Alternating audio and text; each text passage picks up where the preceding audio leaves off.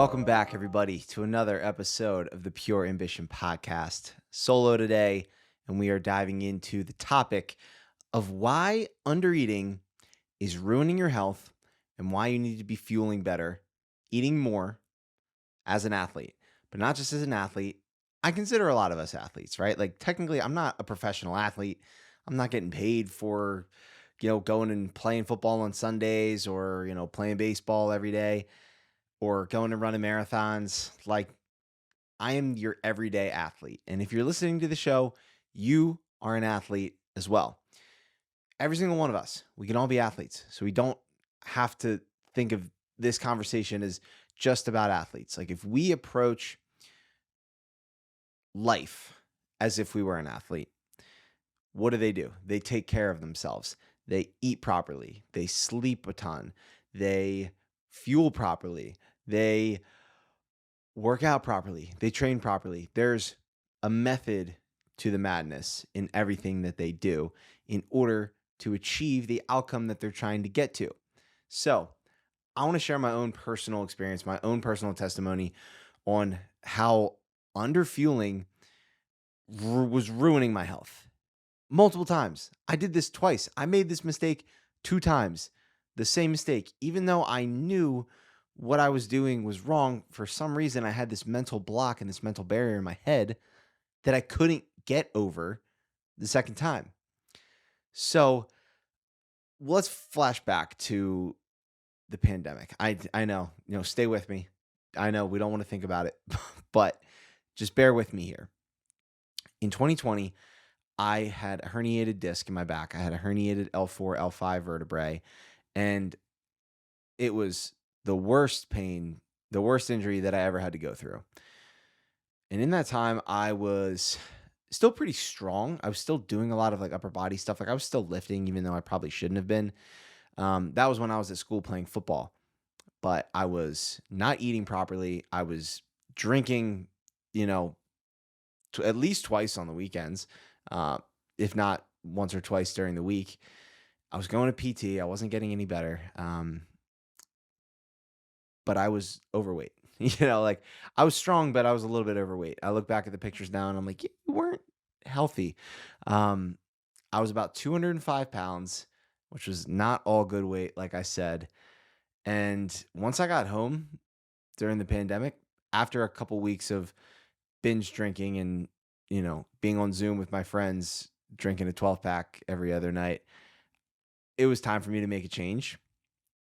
And I didn't really know what to do from a standpoint of, like, I knew I wanted to lean out. I knew I wanted to get healthier, quote unquote, but I didn't really know how to do that. And I couldn't exercise a lot because my back was so bad. So what I started doing, I turned to, and don't do this, this is dumb advice, but I turned to bodybuilders on YouTube because they were fit, or at least they looked like it.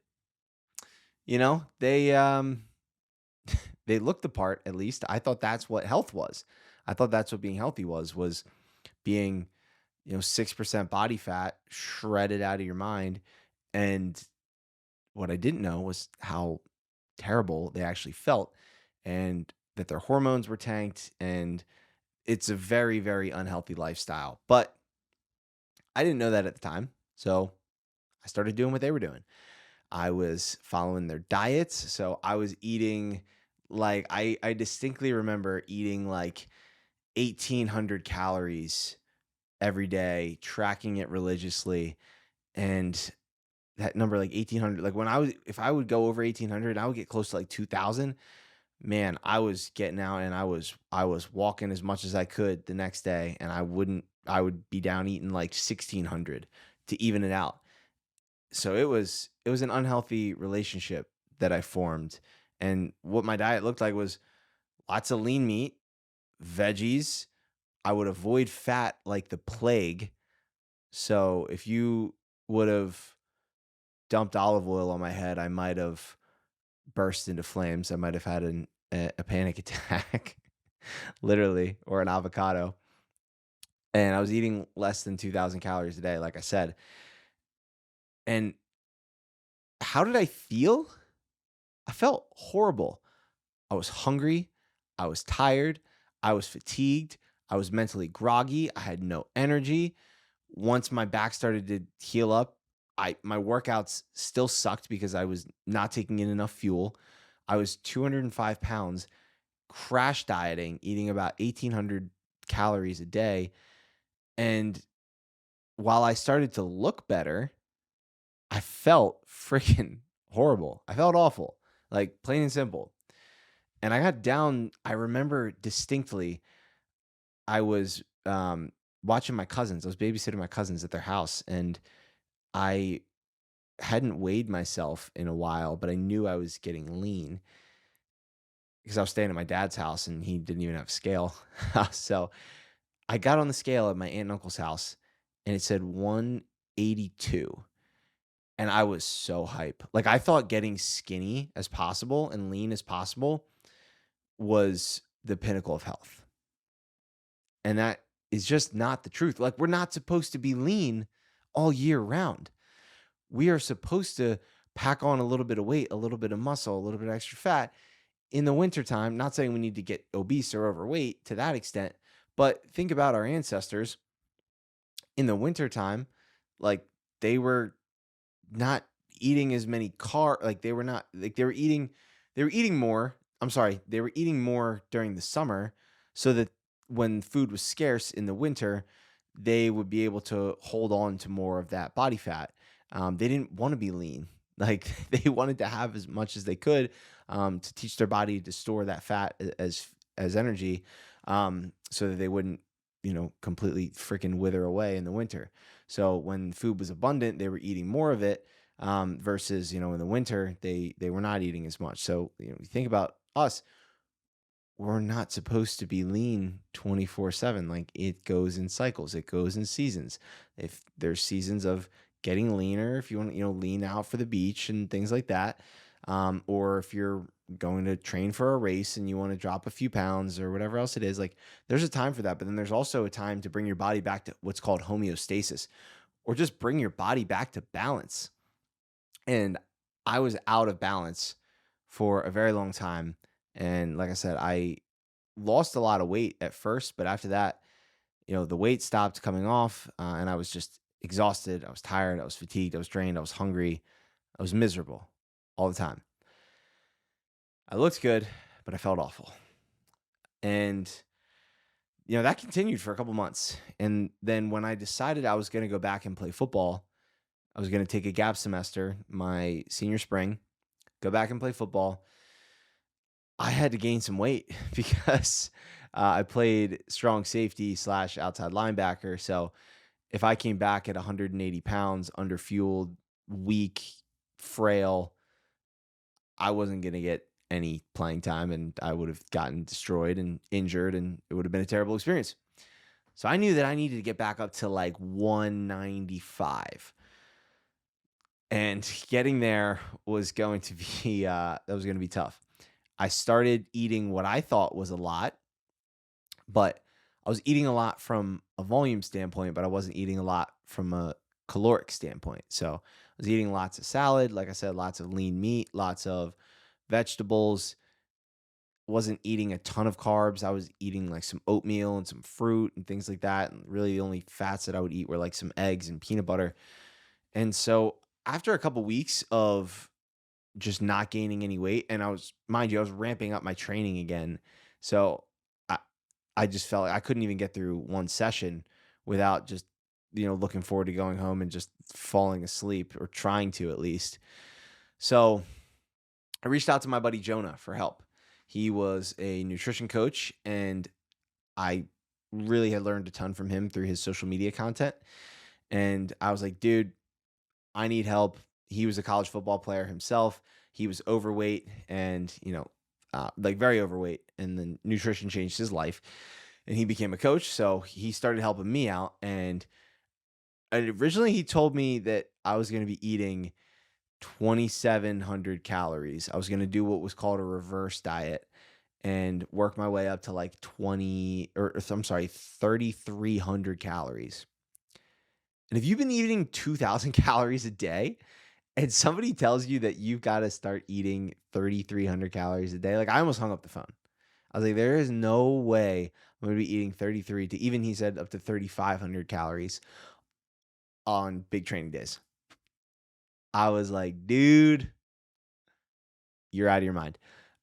But I trusted him and I didn't eat that right away. So he had me start tracking my food again, which I had gotten away from, but I pretty much was eating the same thing every day. So I knew I was eating like 1,800 to 2,000 calories a day. And when I started tracking again, I thought I was eating a lot, but I was only eating about 2,200 calories.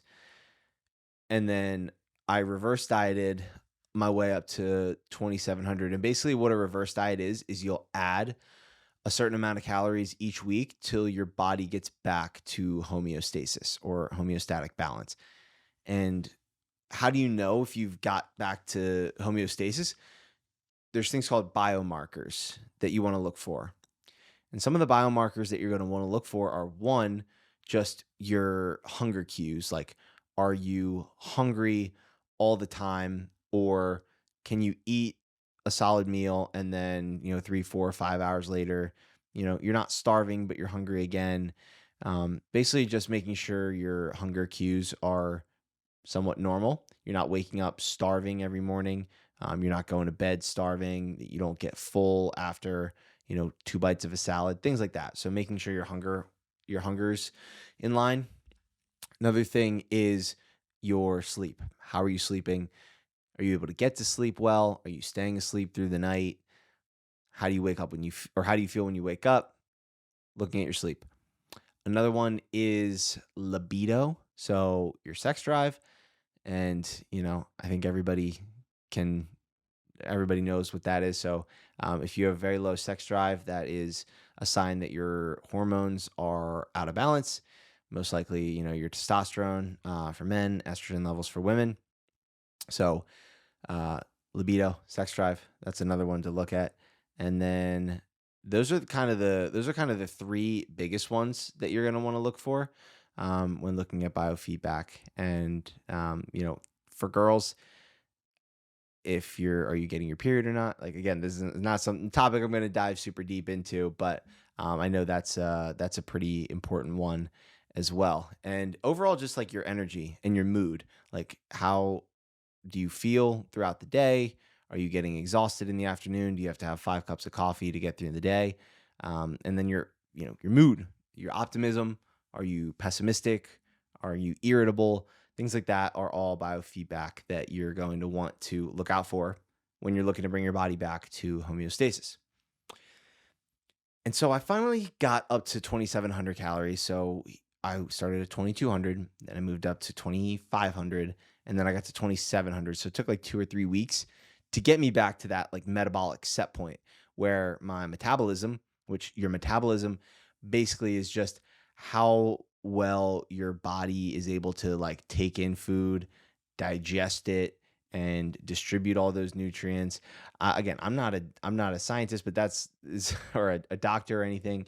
But as far as I know, that is what your metabolism is. And if your metabolism is all out of whack, then you're going to have some trouble losing weight. You're going to have trouble gaining weight.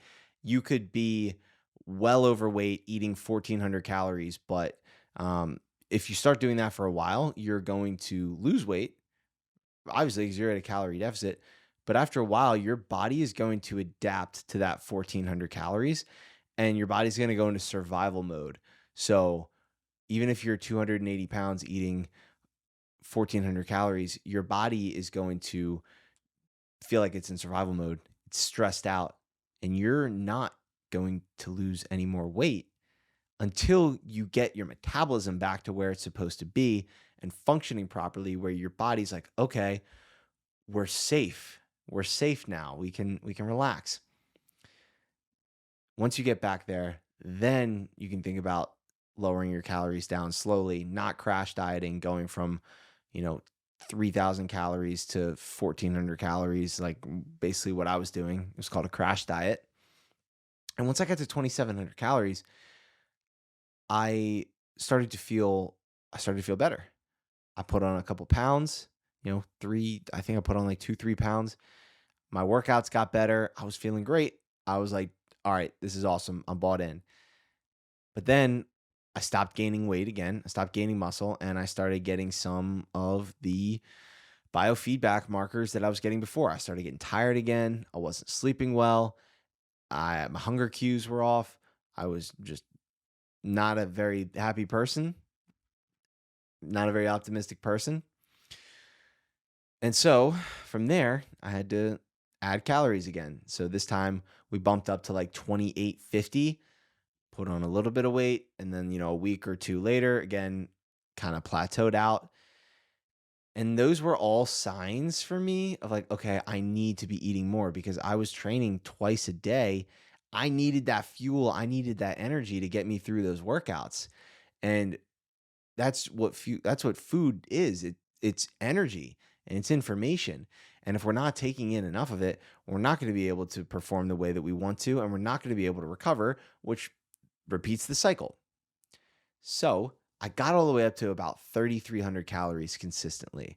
And what that was looking like from a macro standpoint or macronutrient standpoint was I was eating about, 180 to 200 grams of protein per day. I was eating about 100, 105 grams of fat, and then like 360, 375 grams of carbs a day. I was eating a ton of carbs, but it was necessary because when you're doing a sport like football, where you're doing short bursts, you're doing a lot of explosive movements, that's where you're going to put the carbs to work. Whereas if you're just doing a lot of long, slow running in low heart rate, your body's going to be predominantly using fat as fuel. And so, if you're just doing a lot of long endurance running, you can operate off of a higher fat diet. But if you're doing an explosive sport like football, you're definitely going to want to have more carbs and protein for muscle building and retention and just overall immune function and health in general. And you obviously still need fats because fats help regulate hormones and they help deliver nutrients to the body. A lot of vitamins, like vitamin D, for example, you can't even, like, your body's not even going to absorb that unless you're taking it with fat. So I was taking a couple supplements like vitamin D, magnesium, creatine, fish oil. Those were kind of the big 4 or 5 that I was taking. And it was amazing what I was able to do. Like, I saw like fuel or food was literally just fueling me to do all the things that I wanted to do. Like, I used to not be able to get through an hour workout, and I was doing 2 a days and not even getting sore the next day. And it was all a testament to what I was doing from a fueling standpoint. So that was when I really changed my relationship with food, and I wasn't afraid to eat anymore because I saw myself beginning to put on muscle, and I was taking a picture of myself and sending it to Jonah every week. And so I could see week over week, I was adding more muscle, and I looked way better once I got up to like 190 than I did at 182. Like, I looked way healthier. I was stronger. And overall, my quality of life was just so much better. And then, even though I had this amazing experience, this transcending experience with food, and I learned to fuel for performance, and in turn, my health and my aesthetics, how I looked, were also better. Once I graduated, I went back to my old ways, and I was like, okay, I don't need to be as strong. I don't need to do as much as I was doing from a training perspective. And I started under eating again. And this time I was still burning a ton of calories. I was still working out like 5 days a week, training hard in the gym. And then I started running, and I was running like 40-mile weeks, even though I'd never ran before. And I was just cooking through calories. And again, I was having the same issues that I was having before. I couldn't sleep. I couldn't stay asleep. I was exhausted all the time. I was getting headaches. I thought I had vertigo because every time I would sit down for more than 5 minutes and get back up, I would have these crazy headaches. I would almost pass out. And I also started intermittent fasting because I watched a YouTube video saying that that was the key to health. And there's a very different, like, health performance and aesthetics, how you look, are all very different. And I'll do a podcast episode on what's called the triangle of awareness and how the three of those are different. But I went to a friend of mine who is a naturopathic doctor and wellness practitioner, and she ran some tests on me, and my thyroid was shot. My metabolism was wrecked. And overall, like my body was just my cortisol, which is your body's stress hormone, which is like fight or flight. My body thought I was in fight or flight at all times. It was always in survival mode. So I knew that I had to make a change again. And guess what I did? Change the way that I was eating. I went back and I tracked my food for a couple days, realized that I was eating around 2,000 calories when I should have been somewhere between like 3,500, some days even 4,000 calories. And while I wasn't eating like as quote unquote clean as I had been, so like I would eat some like Kodiak cake pancakes and sourdough bread and some fattier meats and lots of nut butters and things like that, where I was just able to get more calories in. And while some people will say, well, that's not healthy. Well, if you're fueling for performance and overall health, sometimes like calories matter, right? Like people want to talk about calories don't matter. Calories matter for sure. And if you're not getting enough of them, your body's eventually going to start to shut down. And so when I was in marathon prep last year, I did like 2 marathons and an ultra back to back to back. And again, so for the third time, actually, I was overtraining and I was underfueling. And I was so confused because I saw my friends who were running these ultra marathons. They were running marathons. They were training hard, like, and they weren't getting injured like I was. I would talk to them and they would be like, "Yeah, like my biofeedback look is great. My blood work is all good." And I was just so confused, but like I came to realize that they were so on top of their nutrition that they were not focused on, how they looked or what was quote unquote healthy based on what they saw in a YouTube video. They were just focused on fueling themselves to perform the best they could and recovering as best they could after. And once I was able to fully grasp that concept, the third time, I finally realized how important that truly is. And more recently in my health journey, I have been upping my calories to a little over 3,000 a day. And I went from eating low carb to now eating higher carb because I have elevated liver enzymes and my testosterone was relatively low. So what I've been doing is I've been cutting back the volume of training. I've been upping the amount of calories I'm eating, upping the amount of carbs I'm eating, and I already feel so much better. So there's a lot that goes into fueling for, optimal health and performance. But if you can see yourself as an athlete and think about how an athlete would take care of themselves, it changes the way that you show up. And again, there's so much crap out there. There's like these fat burning pills and these all this like quick fixes. And even, people out there like the crazy, fasting stuff, which is great, but fasting's not great for everybody and you shouldn't be doing it at all times of the year. There are other times, and I think this is why it's so important to get your blood work done, where you need to maybe be eating more and you need to change your diet up a little bit in terms of what you're eating, when you're eating, frequency, volume, quantity, quality, all these kind of things play a role in your overall health and performance. And I see so many people in the space that I'm in with running and lifting who are overtraining like crazy and they're not eating enough. And just because you can do it doesn't mean it's the healthiest thing for you to do. And if this is speaking to you, if this is resonating for you, one, I would reach out. I would love to help in any way I can because I've been there. I know how tough that it can be just from a mental standpoint. And changing your relationship with food is not an easy thing to do. But once you start to focus on how you feel versus how you look, it completely changes the game.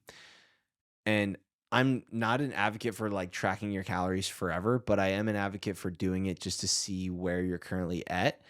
And if you haven't done it, I would download MyFitnessPal. It's what I use. And go to BMR calculator, which you can just Google BMR calculator.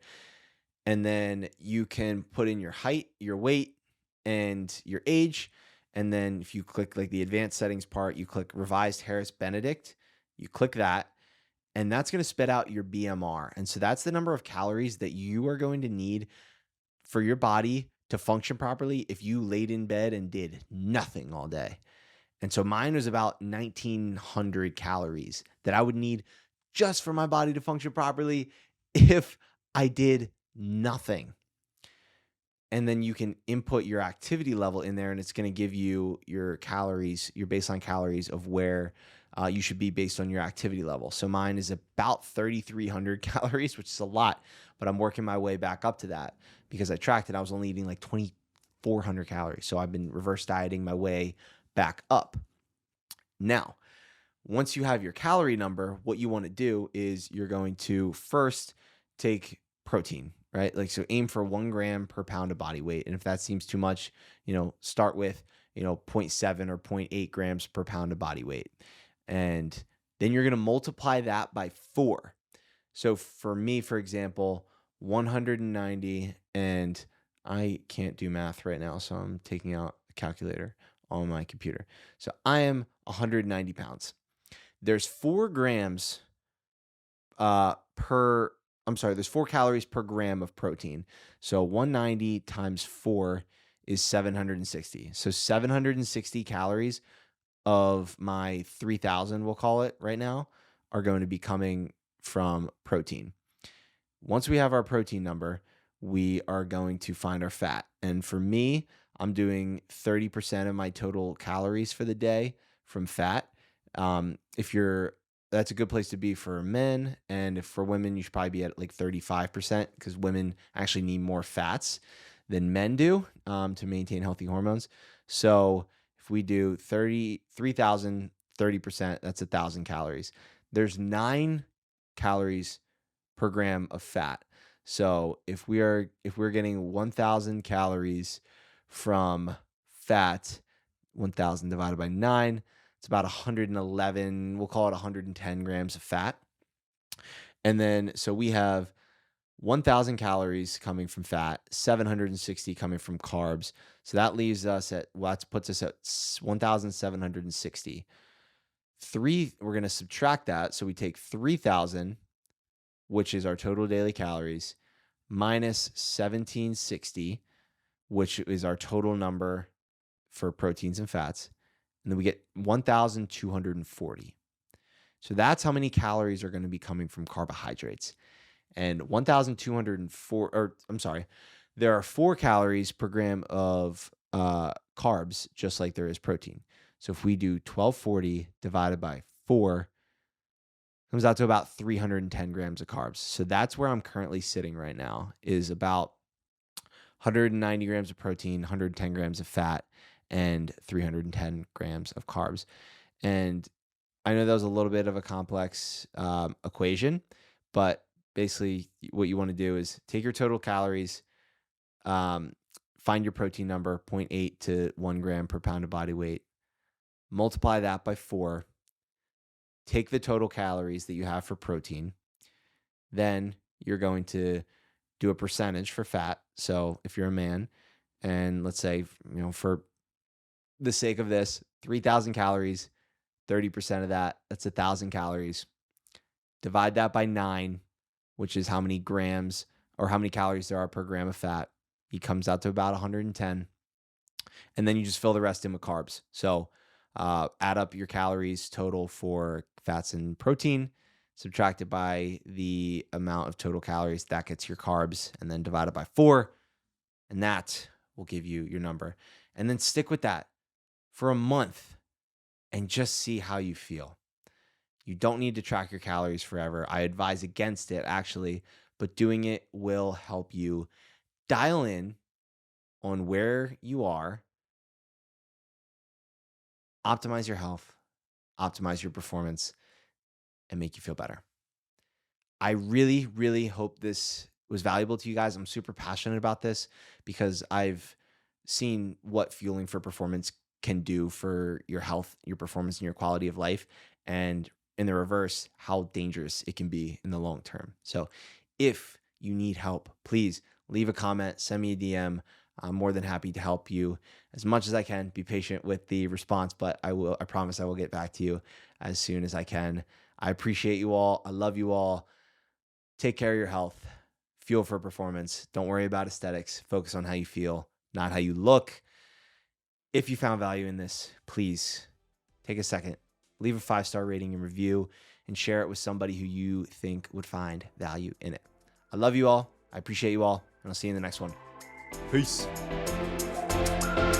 Thank you guys so much for tuning into today's episode. I wanted to give you all a heads up too that I launched a free community on the Upspace app where you can join, ask me questions, connect with like-minded individuals, follow my 4-week running and strength training program that has some dedicated mobility sessions in there as well, so that we can all optimize our health and fitness together. So if you're interested, head over to the App Store, download the Upspace app, and join the Pure Ambition community today. Love you guys, and I'll see you in the next one. Peace.